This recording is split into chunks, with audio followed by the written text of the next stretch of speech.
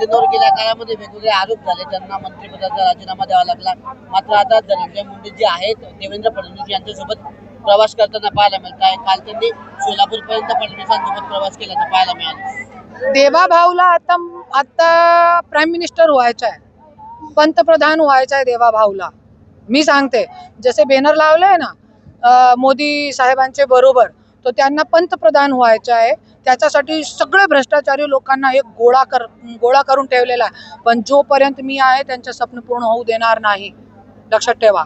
आणि आमची जनताला नाली, रस्ते, बिजली, पाणी आणि हे तारोच्या हे जे पूर्ण करंटच्या जे जंजाल जे आपले जळगाव मध्ये पसरलेला आहे, जोपर्यंत हे पूर्ण काम होणार नाही, देवा भाऊला मी पंतप्रधान होऊ देणार नाही. आता एक पक्ष जे आहे शिवसेनेच्या उमेदवाराला पाठिंबा जाहीर केला आणि शिवसेनेमध्ये प्रवेश करून घेतलेला आहे. त्या महिलांनी बंडखोरी केलेली आहे, 10 लाख रुपये त्याला भेटलेले आहे, मला सगळी माहिती आहे.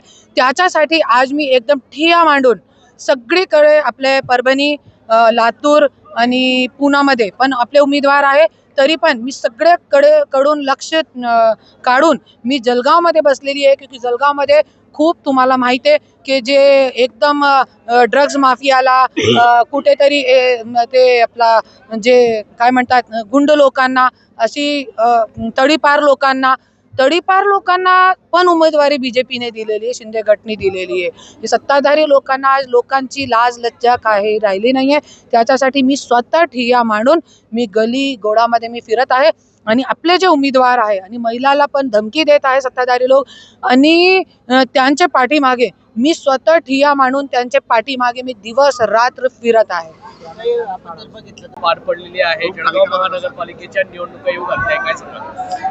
जळगावमध्ये खूप गरज आहे परिवर्तनाची. क्योंकि चार सत्ताधारी पक्षाचे मंत्री असताना खंबे सुद्धा नाहीये आणि तारों का पूरा आसमान में जंजाल पसरलेला आहे.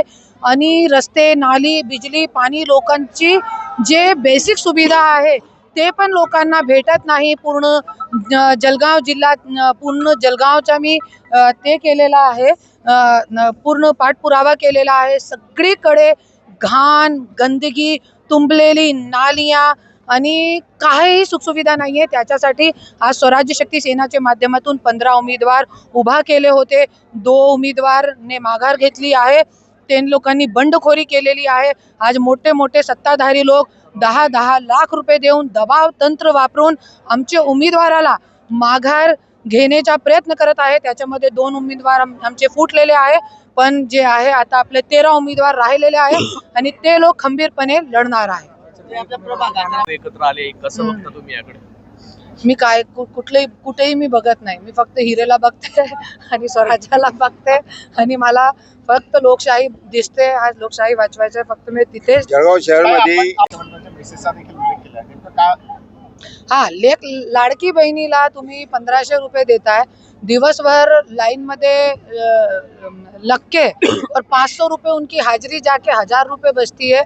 देवेंद्र भाऊ, मी तुमची बायकोला 1000 रुपये देते, तुम्ही 1000 रुपये मध्ये घर चालवून दाखवा, नाही तो ये तुम्ही 1000 रुपये 1500 रुपये बंद करा. आणि जे महिलाचा जे हक्क आहे, त्यांची निधी जे आहे ते त्याच्यामध्ये हर प्रत्येक महिलाला रोजगार भेटला पाहिजे आणि त्याच्या घरामध्ये नाली, रस्ते, बिजली, पाणी, शौचालय हे सगळी सुविधा झाली पाहिजे. नाही तो 1000 रुपये आम्ही तुम्हाला देतो, तुम्ही घर चालवून दाखवा. मात्र आता मतदानाच्या पार्श्वभूमीला निवडणुकांना डोळ्यासमोर ठेवून 14 तारखेला 15 तारखेला या ठिकाणी लाडक्या बहिणीचे 2 हप्ते दिले जाणार आहेत. लाडकी बहिणीला फक्त कोणाला ह्यांचे रिश्तेदारची जे लाडकी बहिणी आहे त्यांना फक्त ये लाडकी बहिणीची योजनाचा लाभ भेटते. फक्त ह्यांचे कार्यकर्ते, त्यांची बायको सगळ्यांना भेटते.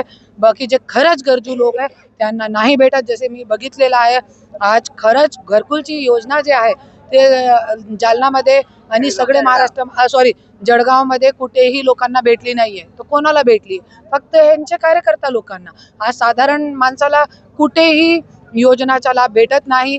लाडकी बहिणीला भी पूर्ण दिवस आपली हाजरी जे 500 रुपये असते ते आज आपल्या 500 रुपयाची हाजरी ते नुकसान करून पूर्ण दिवस लाईन मध्ये लागावं लागते.